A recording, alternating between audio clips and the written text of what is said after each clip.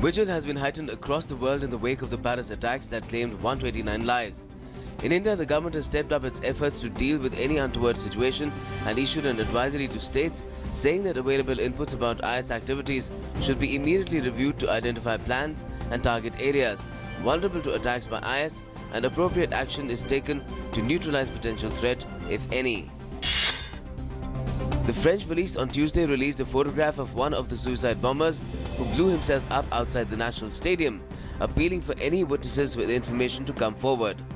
Investigators have already established that he had been fingerprinted by authorities in Greece in October, but his identity remains unclear. European countries are on high alert.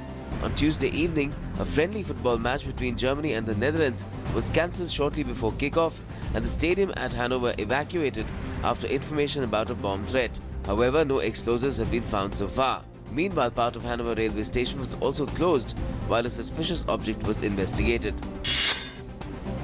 European Union defense ministers have unanimously backed France's request for help with military missions in the wake of the Paris attacks. Meanwhile, the European Union's Economic Commissioner said on Tuesday that the EU executive could offer France leeway on its budget to take into account security priorities in the wake of the Paris attacks. In response to the attacks, France launched fresh raids on IS targets in Syria on Tuesday evening. 10 French warplanes targeted IS's Syrian headquarters in Raqqa. Russia has also stepped up its attacks on IS targets in Syria, dispatching long-range bombers and firing a volley of cruise missiles. The strikes follow a statement by Russia's security chief that a bomb brought down a Russian airliner over Egypt last month, killing all 224 people on board.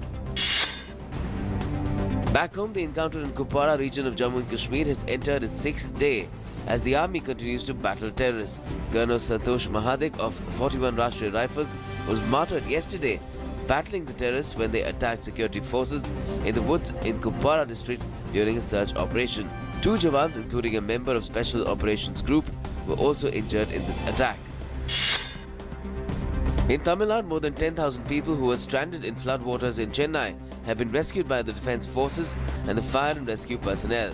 More than 34,000 people in Kanchipuram district have been moved to safer places and are housed in 116 camps.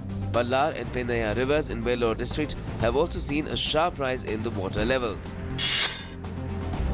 Prime Minister Narendra Modi will inaugurate the 6th Global Focal Point Conference on Asset Recovery and the 21st Conference of CBI and State ACB and Vigilance Bureaus in Delhi today. The Global Focal Point is a partnership between STAR and Interpol, created to promote and increase the exchange of corruption data among law enforcement agencies and anti-corruption entities worldwide.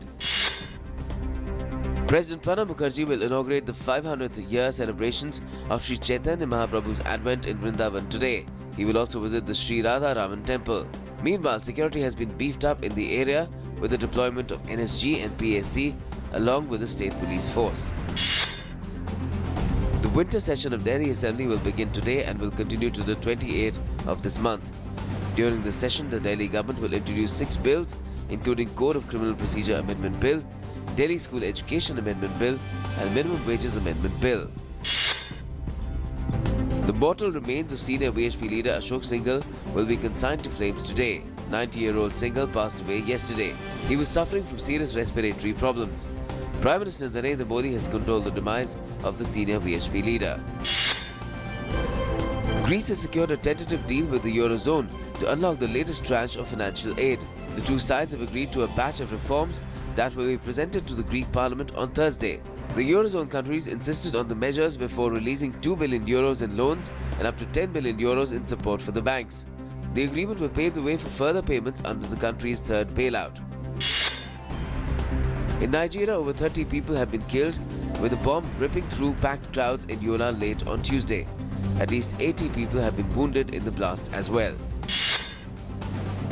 India has assured Bangladesh of sharing information on militancy, and both countries have agreed to work together to reduce insurgency and terrorism through bilateral understanding and intelligence sharing. Both countries have also agreed to reduce border killings to zero and effectively combat human trafficking and drug smuggling. The 4-day Chhath festival, celebrated with religious fervour and gaiety across North India, concluded this morning with offerings to the rising sun. In Bihar, the Chhat Ghats on the banks of rivers and other water bodies were decorated with beautiful lighting across the state. Sacred folk songs of the festival could be heard at every nook and corner. The national capital also witnessed elaborate arrangements for Chhat Puja across various ghats along the Yamuna's banks.